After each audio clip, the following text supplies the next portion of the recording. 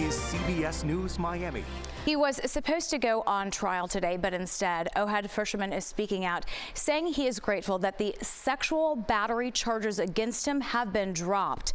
As CBS News Miami's Bree Buckley reports, the alleged accomplice to the Alexander brothers got emotional when talking about the social media posts that helped clear his name.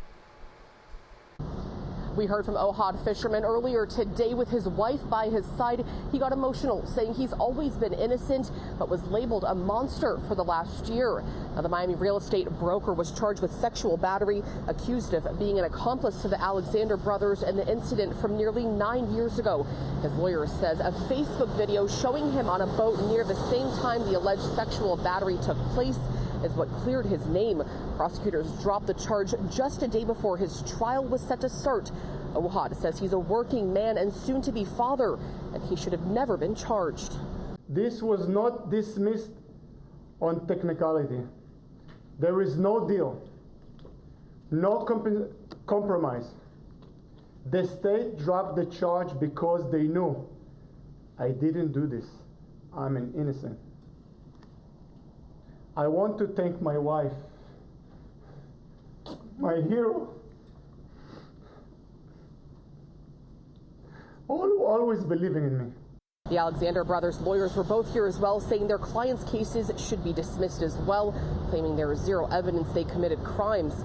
Elon Oren and Tal Alexander are in federal custody in New York to face federal charges of sex trafficking and abuse. Now, Ohad's lawyers are demanding a public apology, saying that it will take a while for his reputation to be cleared. In downtown Miami, Bree Buckley, CBS News, Miami.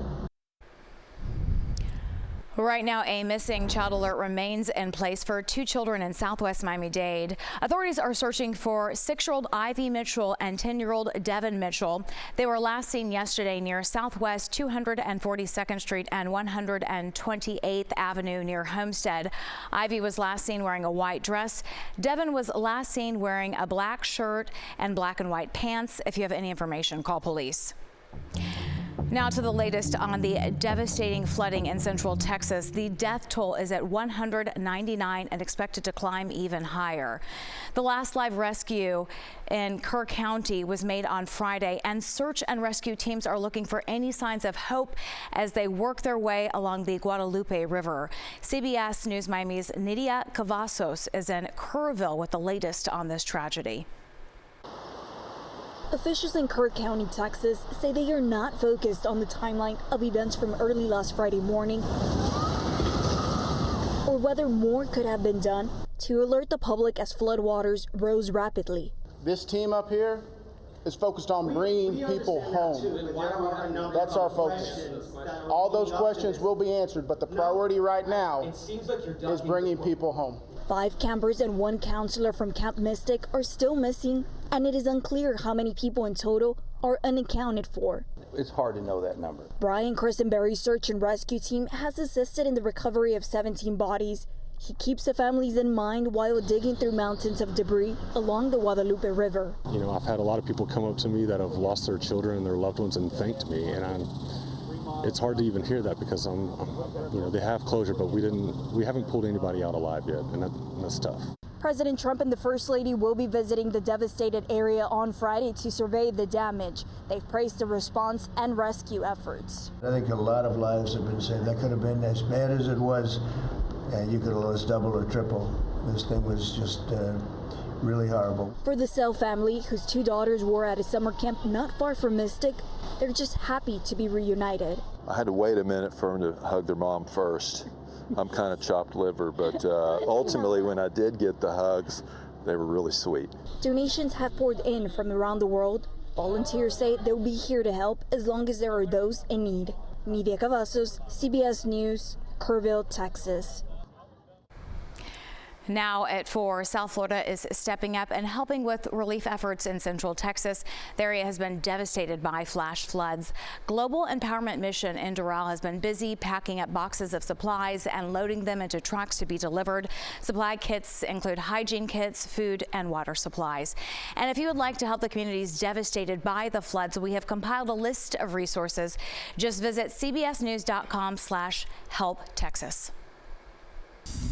Always tracking, always alerting. This is Next Weather. Well, it's shaped up to be another scorcher of a day. Unbelievably hot, and you know, no records. It's just the humidity is making it feel so hot, but also the storms, Naja, have been firing to our west, and that's a problem this time of year. If you don't get the cloud cover from it, you're going to have issues with the heat. I want you to look east, though. This is the area that I'm going to be watching here over the Bahamas. It's a cluster of showers and thunderstorms, and it's associated with a disturbance that I think will arrive by Thursday, and that's going to increase our rain chances even along the coast. We're going to have those morning showers and storms to kind of set us up, but it's really our only shot. I think after that, we get a little bit drier once again. So let's talk about it and set you up as we head into the next few days with rain chances is really right around 20%. I don't think we're going to get much, not just tonight, no rain tonight, but even tomorrow, the storm chances are going to be low. It's not until Thursday that that disturbance from the Bahamas approaches, along with a little surge of tropical moisture, and that combination, I think, will up our rain chances. We'll have a tropics update as well in just a couple of minutes, but here's the local radar and the cloud cover, and you see the problem here as we fly in. There's just not much storm coverage around us, and the steering currents are taking everything over to the Gulf Coast. That includes that canopy of clouds that is coming out of those thunderstorms, which are producing some frequent lightning right now over the Everglades. But again, it's just not really in the cards for us because we don't have that movement towards the east, and they're just not firing close enough for us to get in on that for the rest of tonight. So that's the way it's going to go. But as I mentioned, that change coming for late week. There is the tropical moisture associated as well with that disturbance. It's that combination, I think, will get us with some better rain coverage coming up. But rain tracker for your Wednesday, about the same as it has been for today, with rain chances minimal here. Just a couple of showers and storms through the afternoon, but everything then migrates over to the west. I want to keep this rolling, though, because we have data now from Thursday morning. You'll be able to see the difference here as we get that little surge of moisture. That's going to set up a wetter Thursday, so rain chances going up as a result. But as I've been talking about, in general, through the upcoming weekend, the favored areas with this pattern are still going to be well inland areas and also over to the Gulf, where they're going to get several inches of accumulation. The closer you are to the beach, the less rain. The closer you are to the Everglades, the more you'll get. No tropical systems over the next 7 days, but you know, our next weather team and myself, of course, always looking ahead. Something to just keep an eye on is an area in the Gulf. Now, this would be for the second week, right? In 2 weeks, this is an area we're going to monitor for potential development as the models are beginning to hint on something there. So keep checking back with us. And again, that's not even in the next week. As we check in on the forecast for tomorrow, temps back in the upper 80s to lower 90s. Still going to be hot, but no records. Just the humidity making it feel like it's in the 100s, and rain chances again going up for Thursday and coming back down to about 40%. Pretty average for this time of year into the weekend. Ivan, thank you. We are in hurricane season, and the Next Weather team is making sure that you are prepared. Just scan the QR code to find all the tools you need to help you get ready. You can also find our 1-hour special, which has important information for you and your family this hurricane season. Just go to cbsmiami.com. It could be a late night in Key West for city commissioners tonight. They are meeting to discuss a proposal from the mayor. It's to scrap their decision to end an agreement between the police department and ICE on illegal immigration enforcement. That vote last week had instant pushback from Florida's Attorney General. He threatened civil and criminal penalties against the Key West commissioners. That's if they do not change their votes and honor the agreement with ICE already agreed to by the city's mayor. We have some new details on a shooting investigation in Northwest Miami Dade. Miami-Dade Sheriff's deputies responded overnight to the scene. Drone 4 flew over the area of Northeast 5th Avenue and 162nd Street.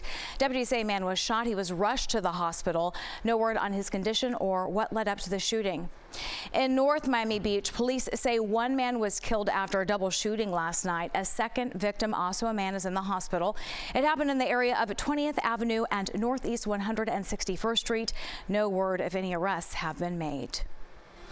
When we come back, it is off to summer camp, but this one's really special. See how it is making Miami proud as it inspires the next generation of Broadway performers. Welcome back. And an all-new Miami Proud, we are showcasing what could be the next generation of Broadway stars. Whether it is jazz, ballet, West African dance, or personal development, it is all about an artistic and safe program for Miami-Dade County Public Middle School students at Ailey Camp in Miami. It's a 6-week summer program at the Arch Center. It is really a program of the community. It is fully free, so all our campers are on full scholarship. They get daily transportation to and from, breakfast, lunch, all their uniforms. They perform on the stages of the Arts. For 16 years, more than 1,600 students have had the opportunity to take part. 20-year-old Wesley Ray from Miami is now performing on Broadway. He started at the ALA camp in Miami at the age of 12. He enjoyed it so much he returned in 2023 as a camp leader and teaching artists, helping to inspire the next generation of performers. When I was there, it was just treated with so much love. I think that was what cultivated me and inspired me to keep doing this, because of the love that I was receiving from it. ALA Camp Miami culminates with a free open to the public performance at the Arts Center on July 26th. For more information, just go to our website at cbsmiami.com. And do you know someone who lives here in South Florida whose story deserves to be shared? Someone who is making Miami proud? Tell us about them. You can email us at miamiproud@cbs.com. Ready, set, shop. Amazon Prime Day is back. And this go round, Amazon's Prime Day will last for 4 full days from today through Friday the 11th. It is the first major change to the annual online summer shopping event since 2017. On CBS News Miami beginning at 5, we're going to take you inside a local Amazon warehouse to show you how they get all those packages delivered as promised. And that does it for your CBS News Miami Quickcast. I'm Naja Sherman. Stay tuned for more news right here on CBS News Miami, and have a great day.